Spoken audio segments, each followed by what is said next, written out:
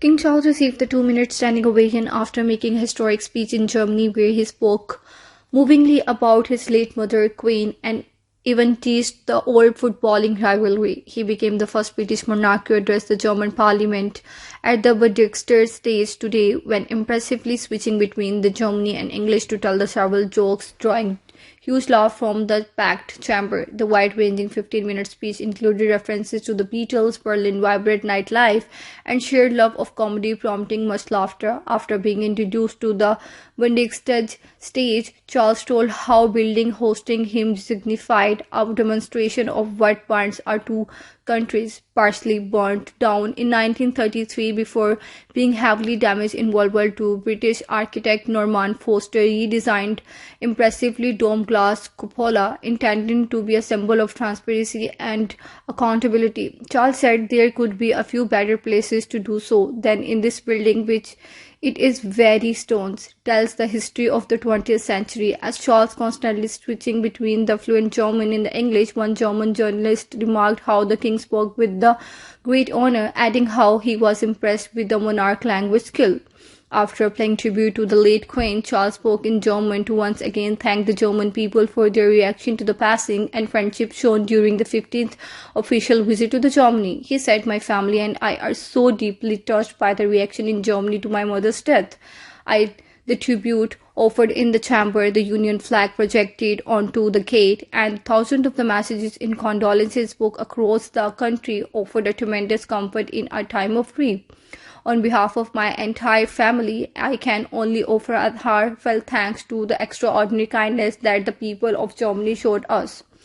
He also touched on the war in Ukraine, saying it was inflicted the most unimaginable suffering to so many innocent people. The king added, "Germany and United Kingdom have shown vital leadership as Europe's two largest donor in Ukraine. We have responded with a taking decision which might previously have seemed unimaginable. Germany's decision to send significant military support to the Ukraine is remarkable, courageous, impactful, and appreciated."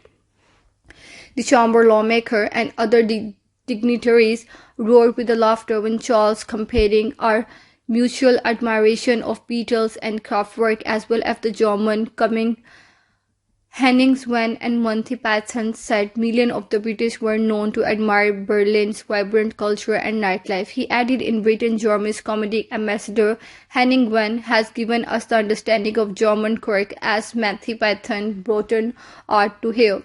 Here, like all friends at moment, the warmth of our relationship allows us to smile at each other's expense." And touching on the footballing rivalry, he said, "In some areas there are rivalries, of course, and I think especially of our encounters on the football pitch.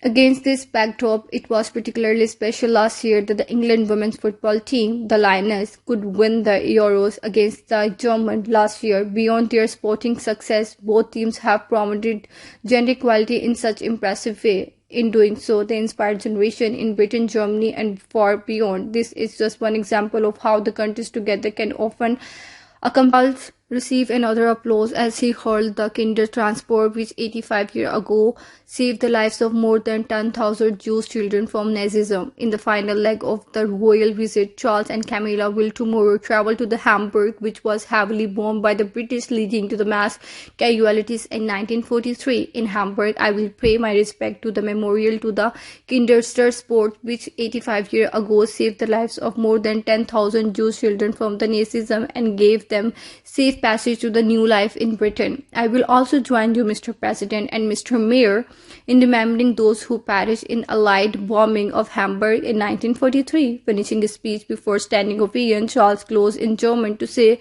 "In the long and remarkable story of the two countries, there are many chapters yet unwritten. Let us fill these with the restless pursuits of a better tomorrow. The legacy of the past and the great promise of future demand nothing less."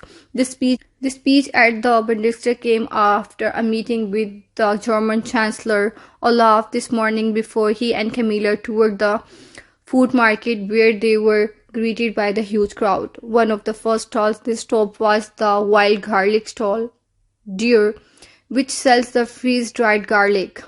The Charles asked Mr.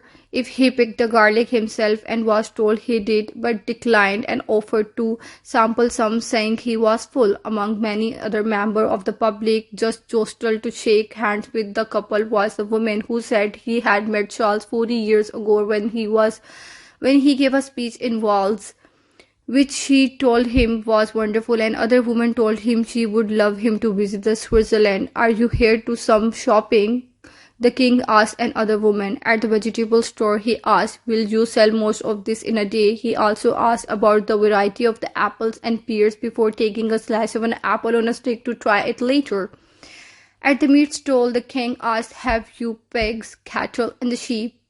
He shook hands with the vendor who pointed out some lamb. Will you sell this today? He asked. We hope so, came the reply. I wish we had more time to try some, Charles added before he headed towards the home. Is it for us to take? Thank you, he said. The queen consort tried some cheese, nothing that's very good, before they were given several packages to add to their basket.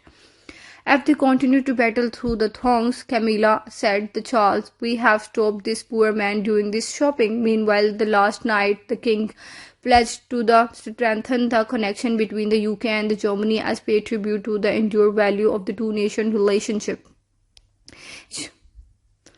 In the first day's banquet speech of his reign, Charles addressed and stressed that he was utterly convinced the bond between the Britain and some of the Europe leading nations will grow ever stronger. Speaking in German, he drew laugh from the guests at the White event, even referenced British comedy sketch hugely popular in Germany called Dinner for One, about an elderly who dines alone while her waiter gets progressively more drunk as he consumes alcohol poured for her missing dinner guest. Camilla stunned at the event by wearing Bruce Oldfield black and silver gown and dazzling brochure of the diamond tiara at the late queen's diamond necklace.